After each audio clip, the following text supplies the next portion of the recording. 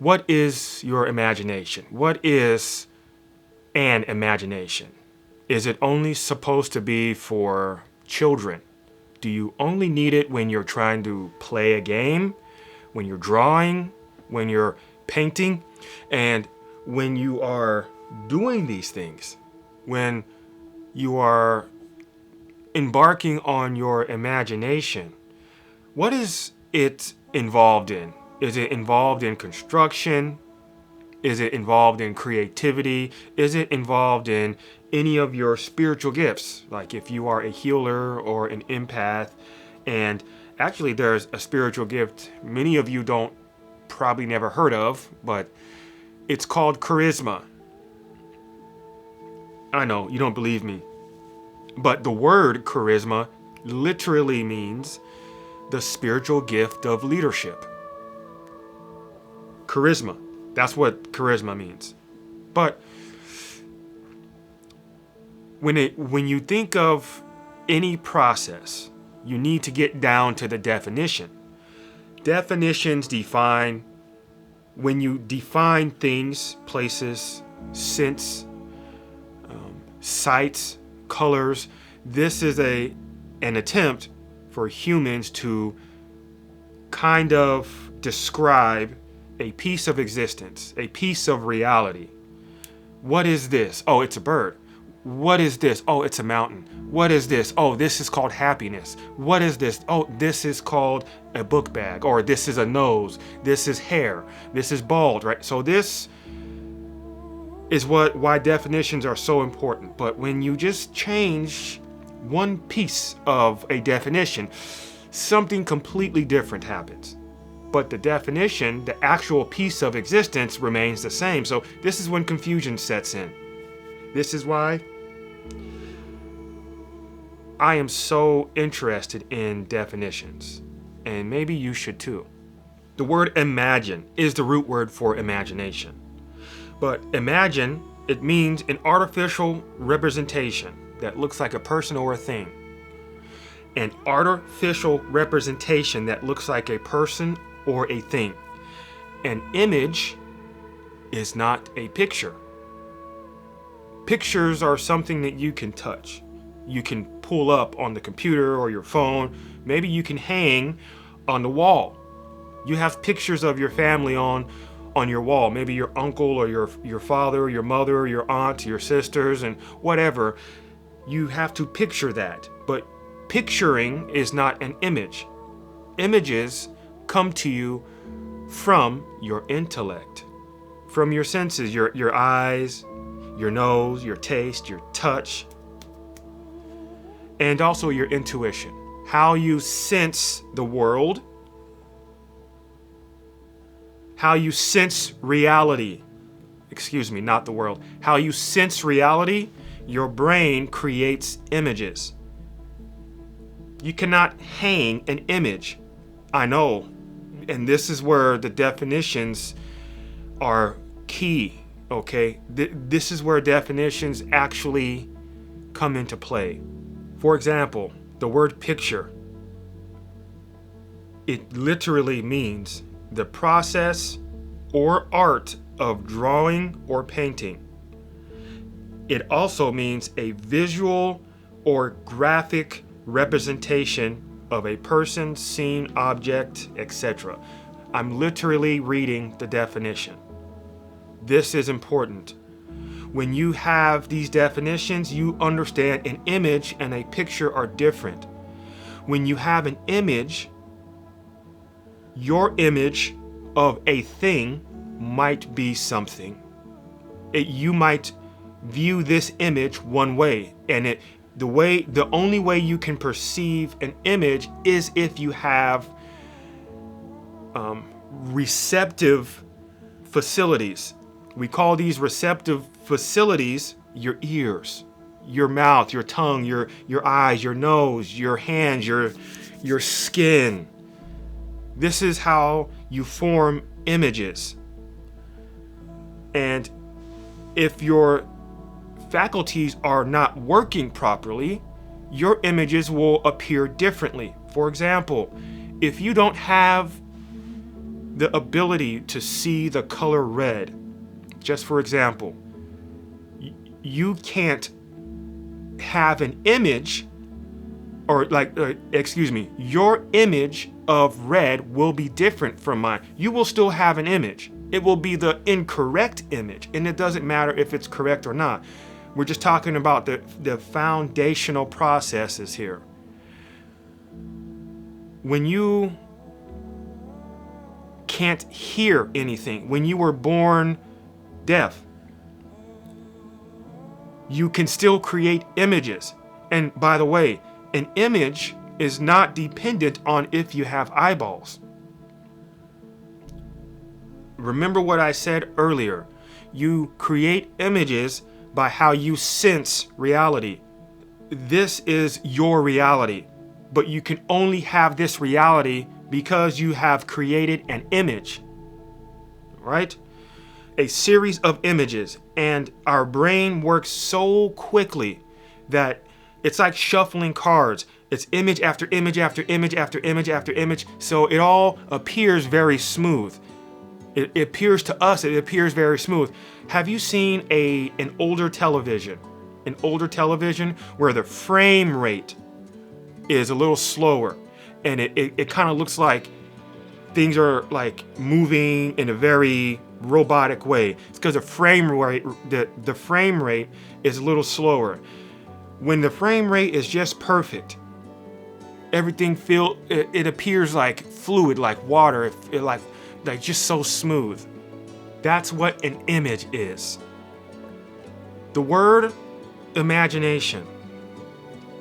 The word imagination means faculty of the mind which forms and manipulates images. I'm literally reading the definition. Faculty of the mind that forms or manipulates images. Now, there's a difference between the mind and the brain. Yes, you have a brain. That's the organ. The mind is not the brain. Another word for the mind is called intellect. Remember, intellect is how you form reason, how you logic or process logic. It also is the word intellect literally means the summation of your cognitive facilities. So your eyesight, your ears, your hearing, your taste, how you sum all of those things up, that's called intellect. And how you piece those things together to create logic, to create reason. Your ability to reason, that's intellect. That's what your mind does. Let's just do an exercise so that you can understand how to use your imagination. So, I want you to pull up the image of a horse. Put your phone down. I didn't say pull up the picture. Remember, images are part of your brain. They are not physical things. Pictures, if I say pull up a picture of a horse, that means you will pull your phone out or your tablet or print it out. Pictures are things that you can touch. Now, pull up an image in your brain. Pull up an image of a horse. Thank you. Pull up another image of a telescope. Like a telescope, you're trying to look at Saturn. You should see both of those. Now, I want you to take that telescope and replace the telescope with the horse head. Put the telescope as the head of the horse. You should see this weird animal now. This, what we just did, we manipulated images. We formed both of those images and we manipulated them. That is called imagination. That literally, what we did is called imagination. We can literally do that with anything in our life. Anything that we have had contact with. We can create imagination. And the crazy thing is, we think imagination is not for adults anymore. That it's only when we're trying to play, when we're trying to paint or when it's tea time with your daughter. All of that is great, but there's more to it. Imagination can be used for your benefit, but how? You can be intentional with your imagination, using it for your benefit. So to do that, I need to explain a process. First, we need to understand the difference between faith and belief. Faith and belief. Most of us, when we hear both of those words, we assume that religion owns them. So if you hear, what's your belief system? You might say, I'm a Christian or a Muslim. They don't own belief. They don't own faith. Religion is fairly new to what faith and belief is. Animals have belief. Angels have belief and faith. Demons also have belief and faith. Animals like your dog, they have the ability to create an image. So that means they have belief. They have to believe something. Now, let's start with belief. We're only going to start with belief. When you have an image of something, let's take that horse with the telescope head. You see that image, and looking and seeing are different things. Looking is a process of your eye. When you look, you literally have to turn your eyes and do this and look. Looking is very concentrated. Looking is very concentrated. When you look, you can't see the bigger picture. When you see, this is when you are in spirit. Sight and seeing. Seeing is a gift. Looking is a human function. Looking is a function of physical, because not just humans, animals can look too. When you have that image of the horse with the telescope head, you have to believe it first for you to accept it as real. Anything that you are perceiving,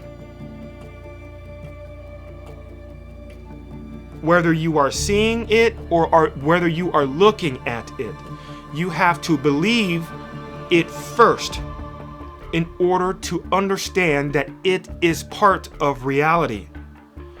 All of this towel here, this face towel, I have to believe it even though I'm touching it. Even though, I can smell it. I can do all this stuff. I have to believe it first to then accept it as real. Reality is a thing that is connected to belief. Your belief system, you have to believe in God first before you can understand that God is real or the devil is real. You have to believe it first. Belief is a function of accepting reality. I'll say that again and a little slower. Belief is a function of accepting what you think is real. Now, what you think is real, what I think is real, on any level, your emotions, what your mom did to you, what your dad did to you, what she did, where you're going, if you're hungry, if you're sweaty, if you're hot, if you're poor, if you're rich, if you're happy, if you're sad, anything in life, anything that you sense, okay? Your eyes, ears, taste, touch, your intuition, you have to believe it first in order for you to understand that it's real. What you accept as real can also be incorrect. For example, if you are colorblind, that's the only way you are looking at reality. Maybe you can't see red, the color red. And when you can't see the color red, you have accepted this variation of red. Maybe you are looking at it and it's green to you. Maybe this is your reality. You believe in it, but it's not true. It's not correct. This is where things kind of get weird, because then you start to ask yourself, is anything real? What is real? What's true? Well, I think somewhere in the Bible it says about the witnesses, two or more witnesses. This is what we all think, like this is how we begin to accept reality as true. When two or more people say, yes, I also see that. When you understand this, your life is going to be significantly better. But how can I use imagination to my benefit? When you have an image, you have to believe it. Then in your brain and mind, that thing, whatever that thing is real. If I am looking at the same thing and I also say, yes, that one thing that we both are having our sight or hearing or touching or tasting, and we both agree that same identical thing is real, then that one thing turns from reality into a fact. The word fact means anything done, or it also means a deed. Anything that is done. That's belief. So then what is faith? Let's say we are looking at that same horse with the telescope head. That same horse that has the telescope head, we number one have to have that image. Then we have to create imagination. Then we have to believe it. And then once we believe it, we now know or feel very strongly that it's real. It's real to us. It might not be true. It might be incorrect. Our reality might be incorrect. That's an accurate statement. But when we are focused on this telescope horse, faith is, how do you feel about this horse? What feeling are you concentrated on? Is this telescope horse scary? Is this telescope horse mystical? Is this a unique type of angel sent from God to protect you? Is this a demon that is putting doubt in your heart? Okay, so now that we have the same horse that we have identified as real, now we are looking at it in the form of positive or negative. Positive or negative. And all of this happens so fast that our brains, it's very hard for us to slow down and look at the process of it. But when we look at that horse with the telescope head and we think, oh, this is an angel, this is here to protect me. When we look at that side, that positive aspect of that thing, that's faith. When we look at it, either the positive or the negative aspect of anything, of those lights behind me, of those lights behind me, that's, you might think, oh, he's just trying to be flashy. That's faith. What you feel about that, that's faith. There's holy faith and then there's demonic faith. You need examples. Demonic faith. Let's say you want to start a business.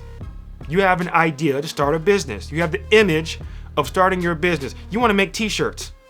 You have it all in your head. You have created imaginations of processes and stuff, and everything is great.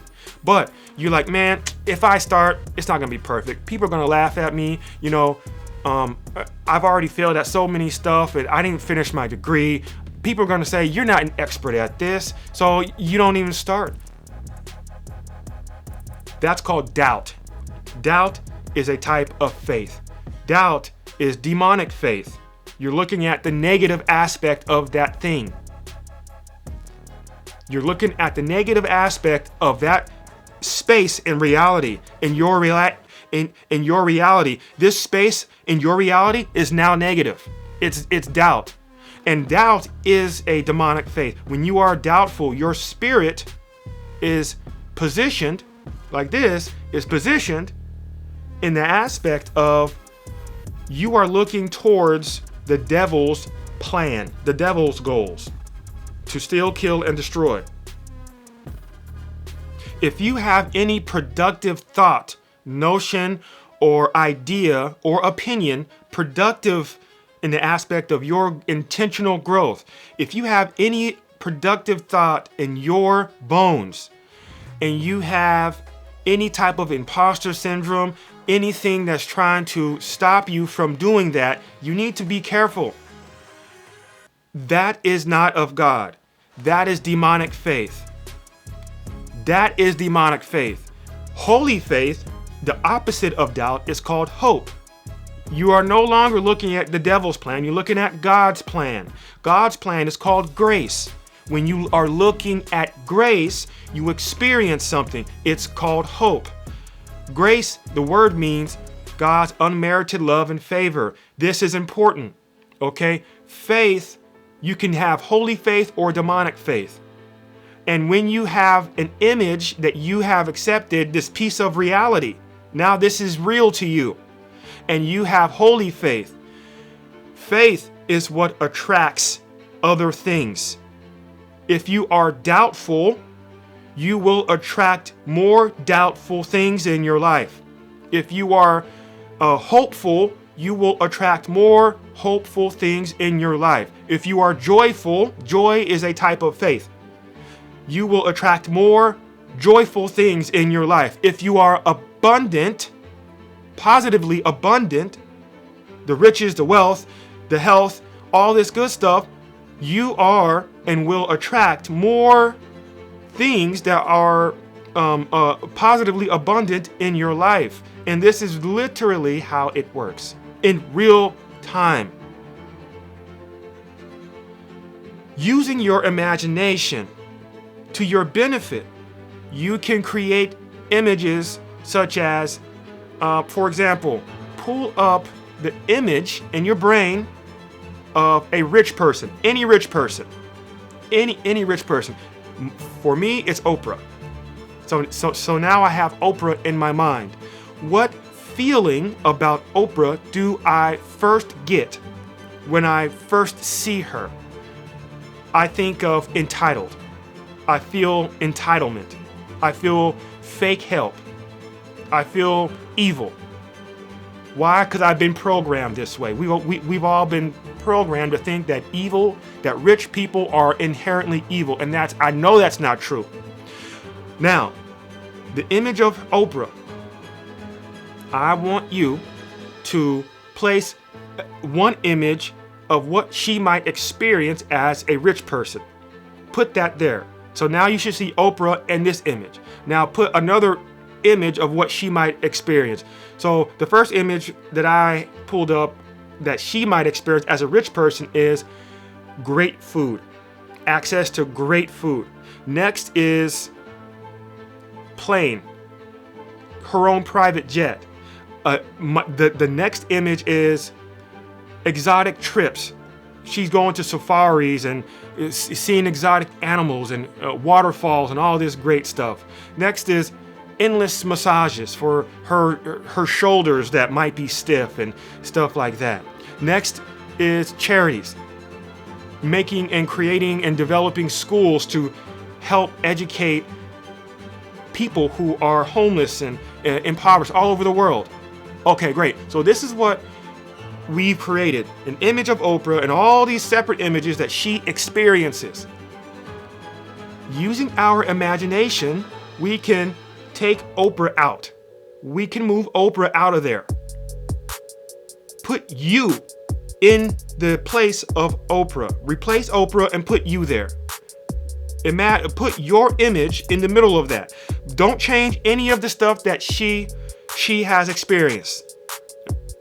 Now, how do you feel experiencing what Oprah experiences? Now you can feel what she experiences through imagination.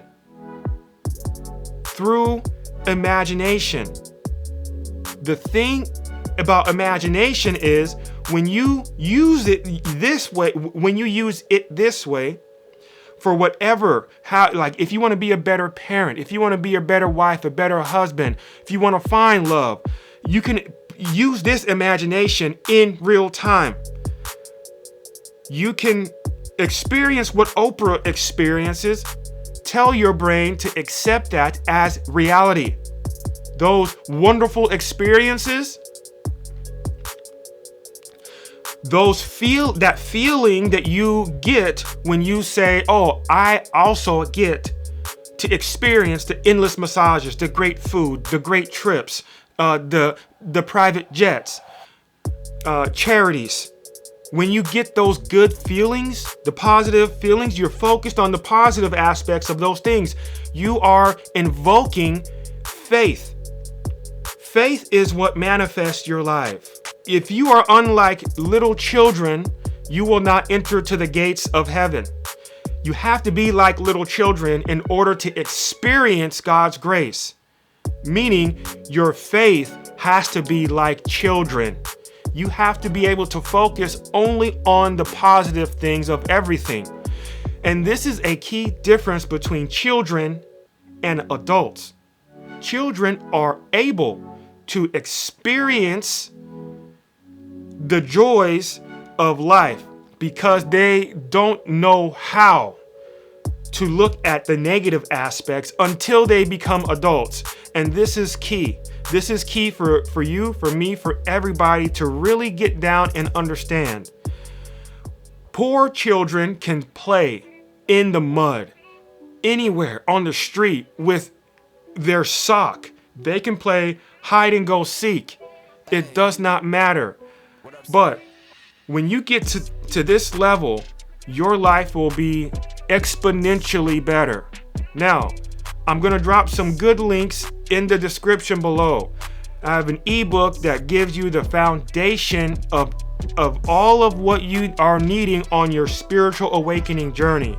If you want to contact me and get more information about my life coaching program, consider sending me an email. I'll drop all of the goodies down below. Don't forget to get your free 30-day checklist on how to center yourself. If you didn't know, now you know.